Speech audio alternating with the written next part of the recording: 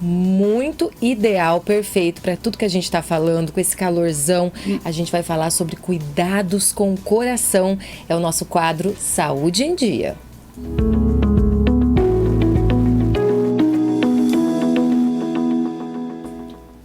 Professor Ricardo, antes da gente entrar no tema coração, esse calor tá deixando todo mundo cansado. Tem que se cuidar, né, professor? Principalmente com relação à hidratação e sono. Você sabe que o sono está sendo bastante difícil também. Né? Demais, demais. Estamos acordando já cansados. Tem tudo a ver com essa desidratação que nós temos durante a noite. Olha só. Porque o nosso corpo também transpira e o nosso corpo acaba também desidratando. E essa desidratação por esse período faz com que nós tenhamos esse corpo cansado, parece que a gente não dormiu direito, fica o dia inteiro arrastado. Tem tudo a ver com a desidratação. Por isso que é importante manter a ingesta de líquidos, e todo tipo de cuidado a esse ambiente solar muito intenso, né? Aquele que tem condições de ficar, né, num ambiente mais fresco, aproveitar as sombras, evitar aqueles horários de pico e principalmente se manter longe desse fluxo tão forte que é o do meio-dia. Na verdade, nossa região entre 10 da manhã e 4 horas da tarde, o fluxo calórico é muito grande. Então a gente tem que tentar evitar isso, né? E todos os tipos de cuidado, porque o calor não é só a questão orgânica interna. Nós temos também cuidados com a pele, porque eu posso ter queimaduras, por exemplo, com esse excesso de sol. Porque se só fosse o calor, tudo bem, né? Mas e o sol a pino? Que a gente também não está tendo muito refresco com relação a isso. E aí a sensação térmica fica enorme, Flávio. Nós temos a sensação térmica de 44 graus. E isso não é bom para a saúde como um todo, né? Por isso, evitar os excessos de calor e nos hidratar. Perfeito. Hoje nós vamos falar sobre saúde do coração. O professor já trouxe aqui o nosso amigão. Esse é um coração de respeito, viu? Professor, vamos falar sobre doenças cardíacas. Quais são as principais que mais acometem a população, as mais comuns? E é interessante que todas elas têm uma espécie de sequência. Tá. Então a primeira delas é a angina de tórax, ou seja, aquela dor no peito. Tá.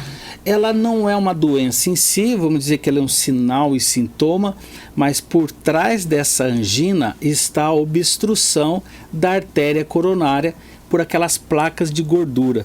Então a primeira doença que nós temos ligada ao coração é a angina pela aterosclerose. Eu quero mostrar aqui para o nosso público essas artérias que nós temos aqui. Vamos pedir para o Antônio fechar bem nesse coração, no nosso amigo aí. E aí nós temos as artérias coronárias, que são as artérias que irrigam o músculo cardíaco. Nós tiramos uma parte aqui para mostrar o músculo cardíaco. Esse músculo cardíaco é o que faz a contração do coração. É um músculo. E ele precisa de sangue. Ok?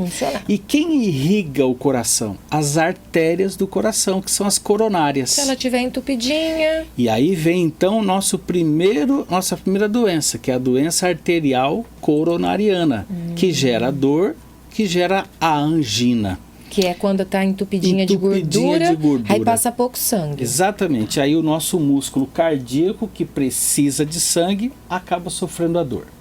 Então nós temos as artérias do coração, olha que bonitas, olha, eu vou até virar um pouquinho mais aqui para o Antônio mostrar. As artérias são essas, ó, bem vermelhinhas aqui, só que elas entram dentro do coração, dentro do músculo cardíaco. E aí nós vamos ter o quê? A irrigação. Não tendo irrigação, falta oxigênio, porque o sangue arterial é rico em oxigênio. E aí meu coração pode ter um segundo problema. Qual? Que é o infarto. Então você vê, uma coisa pode ser levada a outra. Então eu tive angina pela aterosclerose, entupiu a artéria coronária, posso ter o infarto ou o ataque cardíaco, que é aí a segunda doença que mais mata no Brasil. Então nós temos que pensar que o infarto agudo do miocárdio já é uma complicação dessa doença coronariana. E aí nós podemos ter um infarto e não necessariamente ir a óbito. Eu posso ter um infarto, ter todo o restabelecimento de saúde, mas o meu coração ficou com uma cicatriz. E se eu não cuidar adequadamente desse coração, eu vou ter então o meu terceiro elemento patológico, que é a insuficiência cardíaca. O coração fica cansado, ele fica fraco, porque ao longo desse tempo, após o infarto, e se eu não me cuidei adequadamente, se eu não fui nas consultas médicas, se eu não tomei adequadamente as medicações, e se eu não fiz toda a regra de saúde, eu posso ter a insuficiência do coração. Ao longo do tempo, meu coração vai ficando grande e cansado. E isso pode levar a várias situações, pés inchados, fadiga com muita facilidade, né?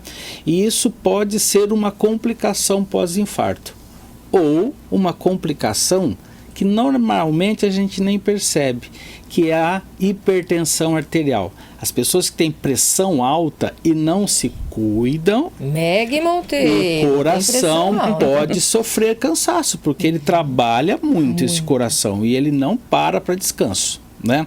Se um dia o seu coração pedir para descansar, você fala, não dá, hein? Então o coração ele mantém-se em atividade e isso pode gerar o quê? Uma insuficiência do coração, porque eu tenho que bater contra uma pressão arterial muito alta. Esses são os elementos mais comuns ligados à mecânica e à parte circulatória. Agora, nós podemos ter um coração que pode infectar. Eu até pensei nisso para trazer para cá, porque é muito difícil a gente falar da infecção do coração. Infecção? Nunca ouvi falar, professor. Chama endocardite. A endocardite é a infecção do músculo cardíaco por causa de bactérias, fungos que nós podemos adquirir. Principalmente porque às vezes nós podemos ser contaminados por agulhas, contaminados por bisturis mal. Exatamente. Então toda aquela possibilidade de sofrermos injetáveis no nosso corpo, se não tiver devidamente cuidado, nós podemos injetar em nós alguma bactéria, algum fungo que pode gerar uma infecção. Por isso é tão importante as pessoas tomarem os cuidados, né? Quando você vai num profissional que usa agulhas, que essas agulhas ou para injeção de medicação, está muito na moda agora aquelas injeções no rosto, né? Para harmonização facial. Então essas pessoas têm que ter muito cuidado, porque todo esse material precisa ser sempre estéril, não pode ser reutilizado, porque isso pode gerar o risco, se não for devidamente trabalhado as esterilizações e os descartes adequados, eu posso reutilizar uma agulha, por exemplo, e levar uma bactéria para um paciente. Ou então eu não faço a asepsia, né? Aquela limpeza, aquele cuidado antes de fazer a injeção, porque eu posso ter uma bactéria na pele e posso colocar lá para dentro do corpício. E isso pode gerar uma infecção do coração, a tal da endocardite. Então essas patologias são as mais comuns que estão no nosso dia a dia. E o coração, infelizmente, ele sofre muito. Ele não sofre só por causa da música, das canções, do amor, né? Mas ele pode sofrer sobrecargas e aí essas doenças. Professor, e existe grupo de risco para essas doenças cardíacas? Claro, e está bem mapeado isso, né? Então, assim, quando nós falamos de grupo de risco, nós estamos falando de pessoas que têm maus hábitos de vida, geram piores qualidades de vida e acabam fazendo com que o coração sofra. Então, por partes, fumante. Esse hábito, ele gera uma pancada de problemas no coração, principalmente nas artérias coronarianas, pelo nível de toxicidade, o nível de toxinas que ele acaba inalando e vai afetar não só as artérias do coração, mas as artérias do cérebro, que pode levar, por exemplo, ao derrame cerebral. Agora, nós temos que pensar que fatores de risco como a obesidade, principalmente aquela obesidade centralizada na barriga, não é? Que a gente... professor. Não, vocês estão todas elegantes. Vocês estão elegantes. Olha o Antônio, nosso câmera, todo elegante. Nós estamos falando daquelas barrigas protusas, né? Aquelas pessoas que não tomam cuidado com a alimentação e acabam sendo obesos, circunferência abdominal enorme e sedentários. Então é um casamento muito ruim isso. Aí vamos lembrar os hipertensos, os diabéticos, as pessoas que têm histórico familiar. Então, se nós somarmos tudo isso a colesterol alto, triglicerídeo alto, ou seja, se nós temos essa, infelizmente, né, essa gordurinha a mais na circulação, somarmos tudo isso, o risco fica muito grande dessas doenças que nós falamos. Por isso que é sempre importante, Flávia, o cuidado com os hábitos de vida.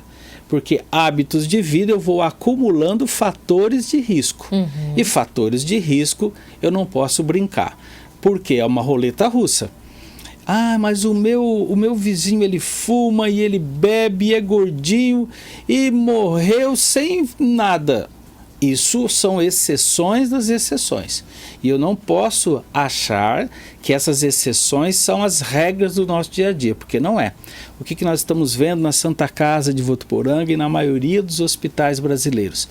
O infarto aumentando, porque além de tudo isso, nesse caldeirão, nós ainda estamos sobrecarregados por estresse, ansiedade ou frustrações que são, infelizmente, não é? O nosso palestrante acabou de falar isso, né? Sobre isso, nós vivemos o amanhã sem, às vezes, termos aquela...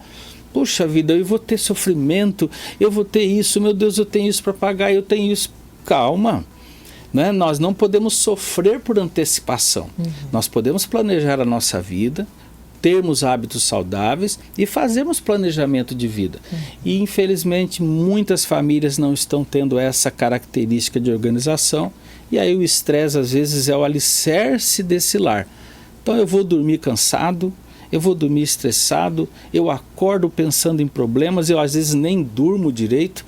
E aí são outros fatores de risco envolvidos. Professor, falando justamente nisso, ansiedade, a Fernanda Ribeiro mandou pra gente. Se crise de ansiedade pode acarretar em problemas cardíacos, ela diz que quando dá a crise tem aquele coração acelerado, aquela falta de ar, isso pode prejudicar o coração? Ótima pergunta. Sim, mesmo pessoas jovens.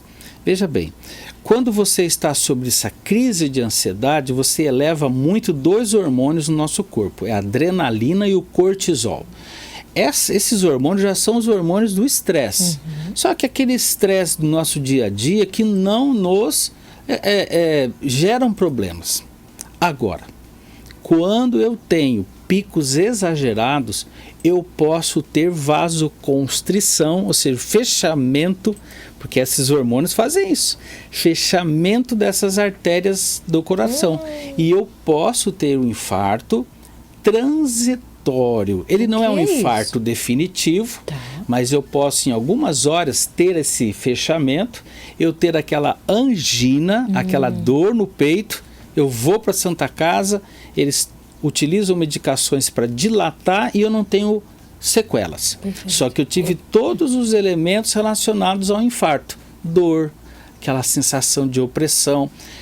Ela falou de um sintoma muito importante, que é essa sensação da opressão. Do peito doer. Aquele sufoco. Porque a quantidade de hormônios faz com que todas as artérias, não só do coração, mas de toda a nossa musculatura fique fechadinho. O que acontece?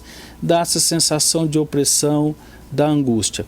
Então, picos podem ser perigosos. O problema é que um pico não tem nada de grave, mas se nós tivermos picos constantes, aí uma vez por semana, ou eu estou muito estressado, nervoso, faço aqueles rompantes emocionais, do que a gente está vendo que é muito comum. Então eu posso ter esses picos de estresse e isso ao longo do tempo pode gerar um infarto em alguém novo. Que a gente está vendo muito nós estamos isso. Vendo jovens Às vezes a gente fala assim, novo, praticava esporte, saudável, parecia pra gente saudável. Só que ele está sobre uma carga emocional oculta e isso gera essa vasoconstrição e esse aumento de hormônios estressores, né? Agora, Flávia, é muito comum também Nós temos alguns fatores genéticos ou familiares que são às vezes desconhecidos para nós. Nós temos, né, atletas com, sei lá, 27, 28, 30 anos infartando. São situações muito raras. Aí pode ser alterações congênitas dessas artérias coronárias. Então a gente não coloca na conta como regra. São exceções e são muito raros de acontecer, mas quando acontecem, nós tivemos inclusive o filho de um empresário famoso no Brasil, que ele era um triatleta, né? Triatleta. E ele teve um infarto. Mas por quê? Porque não foi feita uma observação mais minuciosa das características da artéria. Então por isso é importante. Vai fazer atividade física? Faça uma avaliação médica. Faça uma avaliação clínica com um médico, ou fisioterapeuta, ou profissional de educação física, mas tenha esse cuidado prévio, pelo menos para que você possa ter tirar, né, da cabecinha que tem algum fator negativo e fazer atividade física com mais liberdade, né? Muito bom, professor. E falando sobre os exames preventivos, né? Com que frequência devo realizar esses exames? Para quem não tem histórico familiar, uma vez ao ano. Agora, para aquele que tem histórico familiar, normalmente 2 vezes ao ano ou quando o médico faz a solicitação. Porque aquele que tem histórico familiar, ele pode ter vários episódios durante o ano de algum sinal ou sintoma cardíaco. Então, às vezes, ele tem um pico de pressão arterial exagerada, dores na nuca, cansaço. Pode ser que eu já tenha feito um exame há um mês, mas eu tive esse estresse, esse pico de hipertensão. Eu vou novamente no médico e ele vai novamente me reavaliar. Agora, na grande maioria, 1 vez por ano ou 2 vezes por ano, no caso, se eu tiver aí um parentesco que tem algum problema cardíaco. Agora, nós sempre falamos do tal do check-up, né? Agora existe o check-up cardíaco. Então eu vou ver a pressão arterial. Será que ela está em dia? Será que ela está 12/8? Ou se ela já está chegando em 14/9, que é já hipertenso, né? É o mínimo, mas já é hipertenso. E os meus níveis de açúcar no sangue? Nós falamos a semana passada sobre diabetes, né? Jejum abaixo de 99, ok. Entre 100 e 125, pré-diabetes, já dá uma luz vermelha. Acima de 125, posso já estar com diabetes. Então eu já tenho que antecipar algum trabalho preventivo. Agora, lembra que eu preciso fazer algum esforço para saber se meu coração dá conta de suportar o meu dia a dia, né? Então eu faço o teste ergométrico, o teste da esteira, posso fazer o eletrocardiograma, tudo preventivo. Mas eu consigo avaliar como é que o meu coração, como é que ele responde a algum tipo de esforço, ou físico ou emocional. Se ele está bem, eu estou protegido. Só que eu tenho que dar garantias para esse coração de que eu e o meu cérebro queremos continuar com saúde. Vamos ajudar o coração, Nós né? temos que ajudá-lo. Poxa, ajuda o coração, gente. Exatamente. Então tem que ter um casamento muito perfeito entre cérebro e o coração. As pessoas sempre dizem, né, que a nossa alma, né, está dentro do nosso coração, né? Não é verdade? É verdade. Os poetas, os cantores, né, falam isso. Mas quem gerencia o meu coração é o meu cérebro. E nós temos que ter essa harmonia, senão eu posso pifar, né, ou infartar, né? É isso, o recado tá dado. Vamos cuidar do coração, ele é tão precioso, a gente tem um só e precisa cuidar muito bem dele para ajudar ele manter o nosso organismo aí funcionando saudável. Professor, quero muito agradecer sua participação. Tenho certeza que esse recadinho entrou no coração de todo mundo. Com viu? certeza. Tenho certeza. E tem que entrar mesmo para que a gente tenha longevidade e qualidade de vida nesses nossos dias tão difíceis e calorentos. Calorentos. Vamos cuidar da gente, do nosso coração, da nossa saúde. Professor, obrigado. Até semana que vem, Eu que viu? agradeço. Até lá.